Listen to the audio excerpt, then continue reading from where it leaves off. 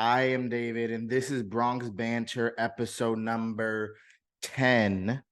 I'm so excited to bring you this episode. We have so much amazing things to talk about. And if you don't know what Bronx Banter is, we are a Yankees talk show, bringing you all the latest Yankees news, reflecting on what has happened throughout the week, and weekly recaps, all to you, hot takes, all that stuff. Everything you want to hear in a Yankees talk show, we bring it to you. So if you haven't already, make sure to subscribe so you could be in the know of everything going on with what we are doing, what's going on. We have big things going. Thank you guys also for all the amazing support. Last episode, we got 76 views. We are in the up and up. Last two videos, we did get over 100 views. Some went over to the almost 170 views. So, but I'm still entirely grateful for those that have tuned in. But for those that haven't, check back on our last episode. Yes, it's a little bit of older news, but it is amazing stuff that you're going to want to listen and hear to. I also had my friend Justin on that episode. So it was honestly awesome banter, awesome talk.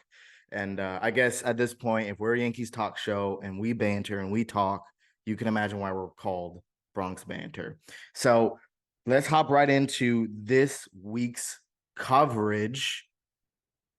The biggest talk of, honestly, I would even say the year has been the Martian. Jasson Dominguez has landed in Space City, Houston, Texas, for the series against the Astros.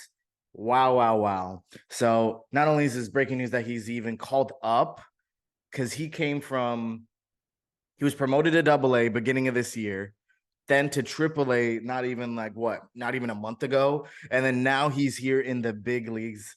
Wow, wow. So excited. Was not anticipating for him to be called up this year, but I am so thankful he was, because man, did he have an incredible first app. That was insane. Opposite field. First, not just first at bat, first swing off of a Hall of Famer. You cannot make this up. That was such an incredible moment. I was sitting there on my sofa watching this game, and in my head, like everyone always thinks this, especially for any rookie, honestly, you just think it would be crazy right now if he just gets a home run. And this man really did it. And again, not just a home run, but it was a beautiful piece of hitting against a amazing Hall of Famer. And really, Justin Verlander has been doing amazing as of late. So for Jasson Dominguez to really set the tone in the way that he did in his whole Yankee career in this game, man, did that build momentum and got everyone so excited. Even Aaron Judge he said we were jumping up like little kids when this happened. So it was honestly amazing. I was too. I'm a part of a group chat with a few other Yankee fans, and they were just going crazy. This was honestly the most exciting game just from that one swing. It was incredible. It is so much fun to watch the kids play, but especially the Martian. And some so of course, that home run was a huge takeaway. That was very exciting, from all the things that I just mentioned. But even like some of the other takeaways I had from just Jasson Dominguez in that first game and even into that second game as well was his demeanor. He is so just cool, calm, collected. I believe even Giancarlo Stanton or a few other Yankee players said the same about him, that was one of the most notable things. And it was notable for me as well. He just looked like he's been there before, like smiling, smirking, just taking it easy, and just having fun and really just showing out as well and making that home run swing look easy. That it's just awesome. So from what I've seen, yes, disclaimer, it is super early. Super early. I believe someone was saying that was it Tyler Austin that had an incredible start to his Yankee tenure, rookie career, and baseball career. And no shade at Tyler Austin, but obviously he's not the same player that what we once uh anticipated him to become. And obviously, I believe Jasson Dominguez is going to be a little bit different. I really believe he's special. But we don't know. We got to see as the season continues to unfold, as he continues to play, hopefully every game. I'm interested to see how he holds up and how he does. But so far, it has been incredible. And really, my expectations for him, if I had any, I'm curious to know what your guys' expectations are in the comments below.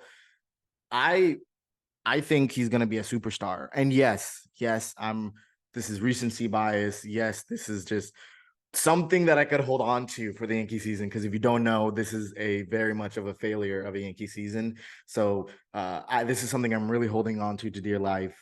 Really hope he's going to do good. And I believe he will. I believe he's going to have so a lot of people are anticipating him and are expecting him. Oh, if he could have just at least a below league average OPS plus, I'll be okay with that. For me, I think he is more than capable, of course, doing above league average, but I am hoping and expecting him to end the season with league average 100 OPS plus. And that honestly for a rookie would be incredible. So some other takeaways from the last few games is he's very he's normally not aggressive, but he's been very aggressive, swinging the ball hard, trying to really show off his talents, which I am so excited to see. And again, in a team that is unfortunately not contending, I mean, I think that's a great approach. So I'm super excited for him to see what else he does. And even in tonight's game, it's going to be so exciting to watch. So let's see what the Martian continues to do, because man, has he been out of this world. Now, as we head into the second topic,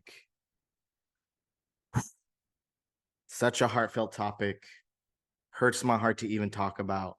Seriously, even just thinking about it, it gets me a little worked up. And I know a lot of you Yankee fans are going to be like, wow, why does this matter? He wasn't that good anyways.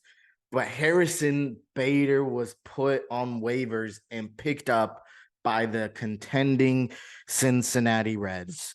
And if you haven't seen his reaction on finding out on being put on waivers and being picked up by the Reds, check this out. I just want to say, too, I know I've kind of said it, we might not get claims, so I don't really want to say goodbye firmly, but,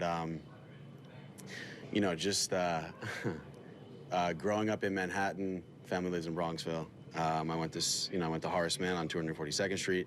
Obviously, Yankee Stadium's on 161st Street in the Bronx. I never thought I'd ever play in the big leagues, let alone in the Yankees uniform.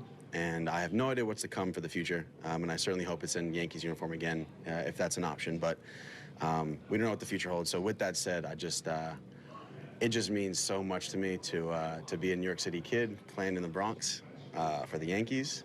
And it's just really special for a lot of reasons. So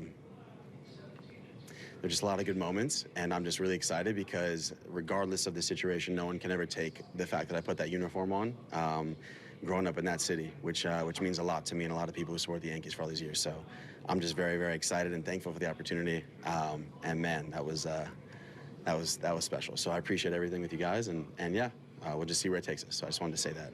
Wow. That, just watching that,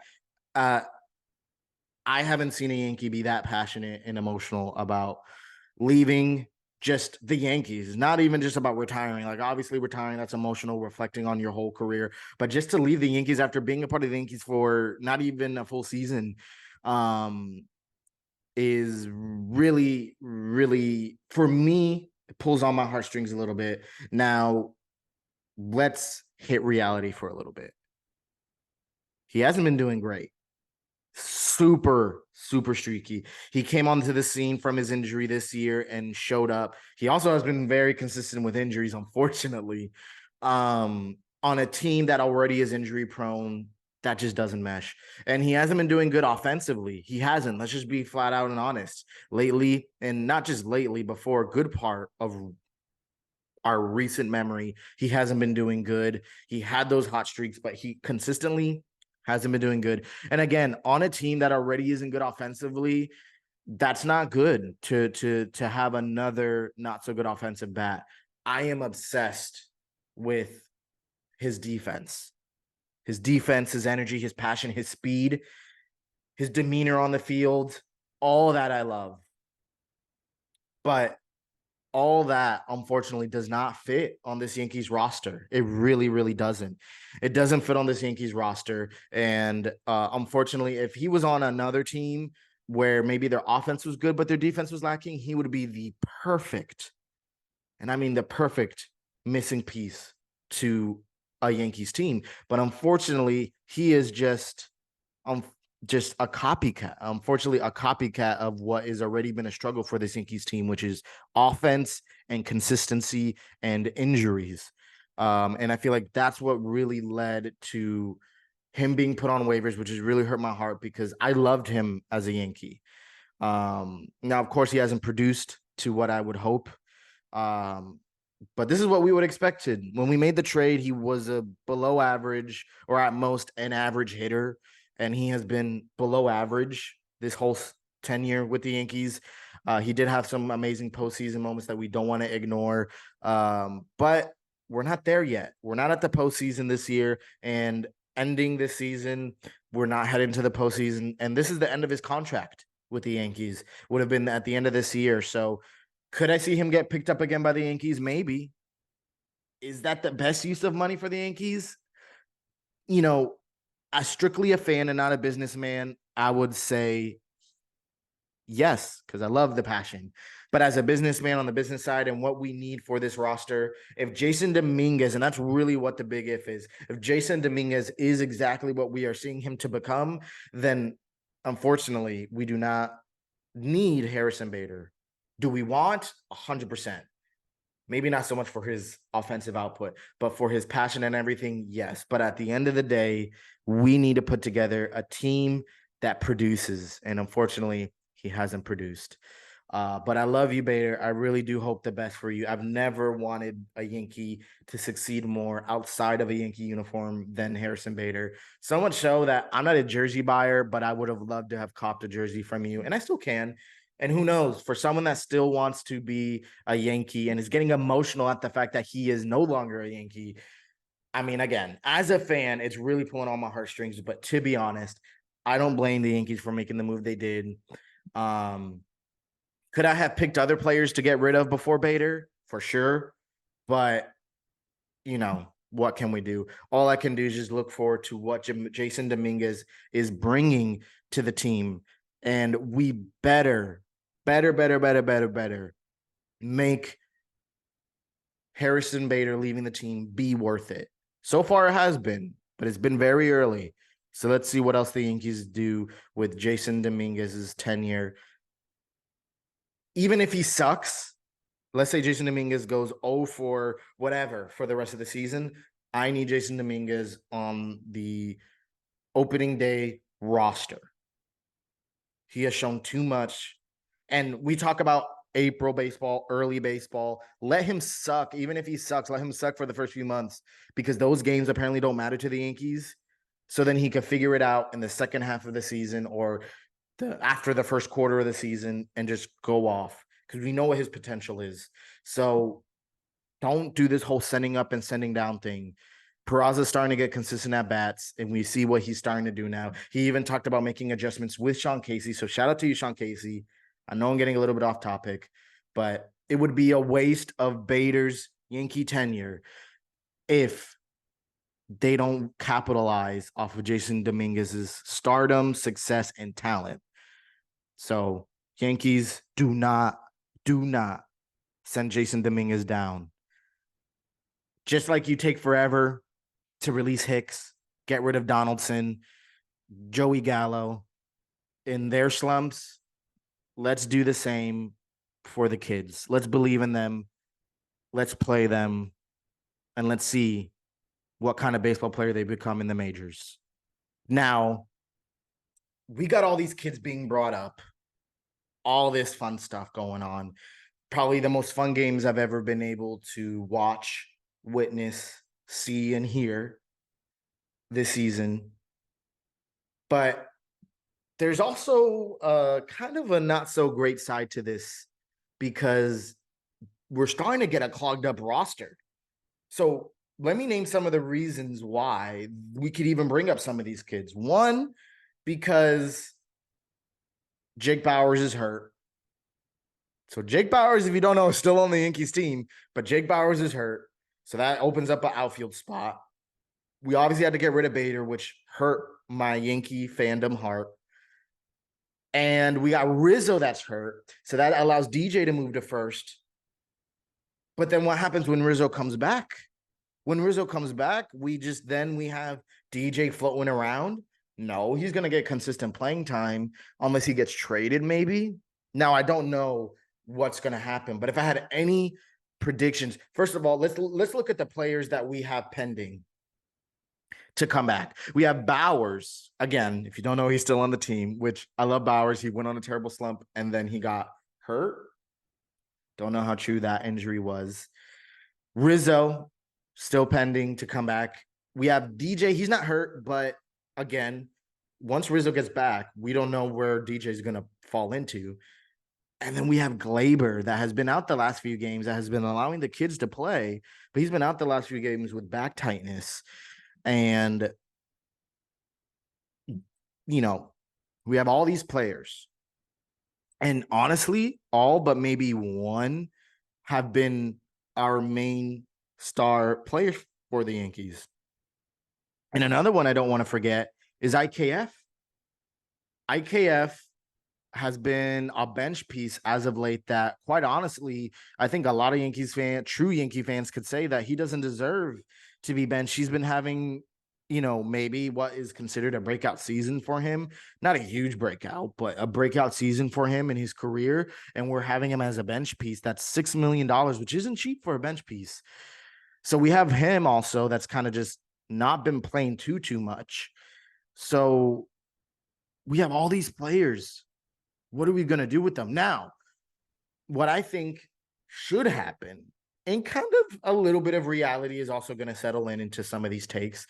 Bauers, let's start with Bauers. I think Bauers is going to get traded to fill in the farm system. I think that's the best move. Not that you're going to get a crazy return or you're going to get a Clay Beater type of prospect, right? But I do believe that you could get something just to fill in the farm system a little bit. Maybe I want to say top 20, but I think I'm being a little greedy. But maybe a top 50. I don't know. I'm not too good with the farm system. But with us really emptying it out, taking a lot of our top prospects, and probably going to continue to take out another one, Spencer Jones, I see you. You're going to come up within the next year. Not so hot of a take. I was going to say hot take, not so hot of a take. But Spencer Jones, you're coming up soon. So that's going to empty out our number one prospect as well. We've already emptied out Volpe. We already emptied out Peraza. Well, I mean, you know the list. You know the kids. We're going to have no farm system. Now, we got to fill that up. So I think it would be great to trade to get Bauers, a piece for Bauers. If not, then I think he's just going to get DFA'd, or maybe a part of some sort of package. I feel like one crazy trade happens. Cashman don't screw it up this offseason. And now Rizzo, he's still going to be on the team. I don't think anything's going to happen to him. I'd be blown away if he gets traded, but I really don't see that happening. I think he's going to end his contract with the Yankees. Now, after that, I don't think he's going to get re-signed. I don't think there's a point to get him re-signed. I think at that point, then DJ will move full-time to first because DJ still got a couple of years after Rizzo's contract is up. But yeah, Rizzo's still going to be stuck on the team. So again, what does that mean with DJ? Well, I'll tell you a little bit later, but first I want to talk about Torres. Torres could be traded. Torres could really be traded. And I know everyone's like, no. His offense has been our best offensive player consistently this season, but he could really be traded. And not that I want him to, but it all depends on how Peraza shows up this season. And it also depends. I feel like they're going to evaluate the market. They're going to see who they could get for Peraza, who they could get for Glaber. And I feel like that's really going to determine what happens to Torres. And also, there's been slight rumors that Torres could be moved to the outfield. Really, really weird. Don't know how I feel about that. I don't know how his arm ranks analytically, but I don't think he has that crazy of an arm either. So I don't know. His speed also isn't awesome. He does amazing behind the back catches at second, but I don't know how much that will translate to the outfield. We'll see. And if they do that, moving on to the next guy, IKF for sure is not going to be on the team. And in general, I just don't think he's going to get re-signed. And if he does get re-signed with any team he gets re-signed with, he's going to ask for more than the $6 million he got. And at that point, it's not worth it for the Yankees to bring him back on because you got Oswaldo Cabrera that defensively, maybe not at third base, but defensively can almost do the same things. He fills in that same hole. Now, offensively, maybe he's not as good with runners in scoring position, but he's younger and he's cheaper and he's got that energy that I love. So does, I guess, IKF too, but I just think with Oswaldo Cabrera existing, it makes IKF pretty redundant, unfortunately. I love IKF also, but maybe if Oswaldo Cabrera didn't exist, we would still have IKF, but I don't think that's going to happen. IKF is going to walk this offseason, and that's going to free up a little bit more roster space for the young kids. And then we have DJ lastly. Now, this is going to be the most interesting one.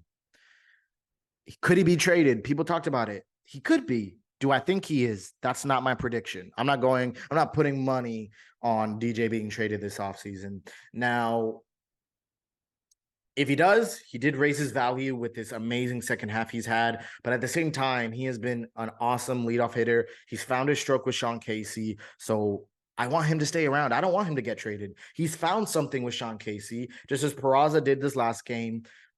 Sean Casey has been amazing. Again, side note, second shout out to Sean Casey this episode. But if Peraza's gone in that Torres-Peraza analysis this offseason, then that means DJ is going to be at third base, along with maybe getting some off days with Cabrera being at third base, because lately I've been seeing Cabrera at third base, and he hasn't been doing too bad of a job. Now, if Torres gets traded, obviously that means second base has to get filled, and that's going to be filled with DJ and Peraza at second base. And also like swapping that out at third base with Cabrera moving all over the place. Hope that makes sense. But that's my take. Those are my takes on what's going to happen. So we could really be seeing, like, really, IKF could be gone, Torres could be gone, Peraza could be gone. But I really think all of this is dependent on how the young kids do this season. I'm interested to see. I know Hal's been very vocal and aggressive recently on what he wants to see done this offseason. So put your money where your mouth is. Put your mind where your mouth is. Let's do and make something happen this offseason. Because if we make the right moves, we could be contenders next year. It could really be amazing. So I am so excited to see what ends up happening. This could be a really heartbreaking offseason or really uplifting offseason, depending on what moves the Yankees can do. But thank you guys so much for those that have watched to the very end.